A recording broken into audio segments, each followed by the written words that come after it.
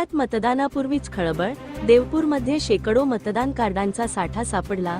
धुळे महानगरपालिका निवडणुकीच्या मतदान प्रक्रियेला सुरुवात होण्यापूर्वीच प्रभाग क्रमांक 4 मधील देवपूर परिसरात एका संशयित व्यक्तीकडे 500हून अधिक मतदान कार्डे आणि याद्या सापडल्याने राजकीय वर्तुळात मोठी खळबळ उडाली आहे।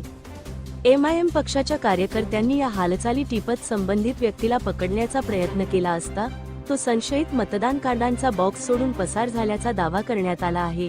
विशेष म्हणजे या कार्डांमध्ये मृत मतदारांच्या नावांचीही कार्डे असल्याची माहिती समोर आली आहे।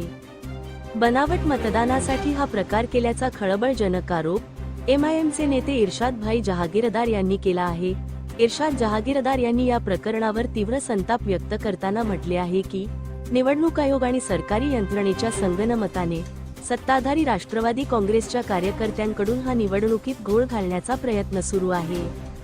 या घटनेमुळे निवडणूक प्रक्रियेच्या पारदर्शकतेवर गंभीर प्रश्नचिन्ह निर्माण झाले असून या प्रकरणी आता एमआयएम पक्ष पोलीस अधीक्षक आणि आयुक्तांची भेट घेऊन संबंधितांवर गुन्हे दाखल करण्याची मागणी करणार आहे। या साठ्यामागील नेमके सूत्रधार कोण आहेत याचा तपास करण्याचे मोठे आव्हान आता प्रशासनासमोर उभे राहिले आहे। धुळे क्राईम न्यूज साठी अब्दुल रहमान मलिक, धुळे। हे मतदान कार्ड प्रथमदर्शी असे दिसतात की ओरिजिनल कार्ड बनवलेले ह्याच्यात पूर्ण सरकारी यंत्रणा हे सत्ताधारी पक्षांबरोबर मिळालेली आहे।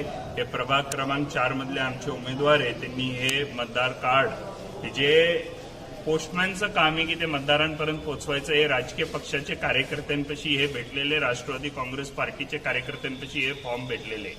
तर आमची एकच आरोप आहे की जे नेहमी आरोप झाले की इलेक्शन कमिशन यांच्याबरोबर मॅनेज आहे, ते ह्याच्यातून धांदा स्पष्टपणे दिसत आहे की इलेक्शन कमिशन या सत्ताधारी पक्षांबरोबर मॅनेज असून हे निवडणुकीमध्ये घोळ घालायचा प्रयत्न करतात आहे।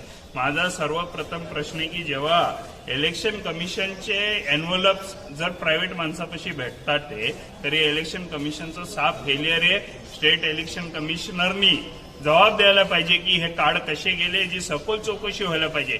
जर हे धुळ्यात भेटले तर अख्ख्या महाराष्ट्रामध्ये सत्ताधारी पक्षांकडून इलेक्शन मॅनेज करायचं काम इलेक्शन कमिशननं पकडून झालेलं आहे, हे स्पष्टपणे ह्याच्यात दिसून येत आहे। आणि आम्ही आयुक्तांना भेटणार आहे, एसपी धुळ्याला भेटणार आहे आणि संबंधितांवर आम्ही गुन्हे दाखल करायची मागणी करणार आहे। कारण जर अशा निवडणुका होत असतील तर खरे मतदारांचा हक हिरून घ्यायचं काम हे भ्रष्टाचारी लोक करतात, ह्याच्यातून स्पष्टपणे दिसून येत आहे।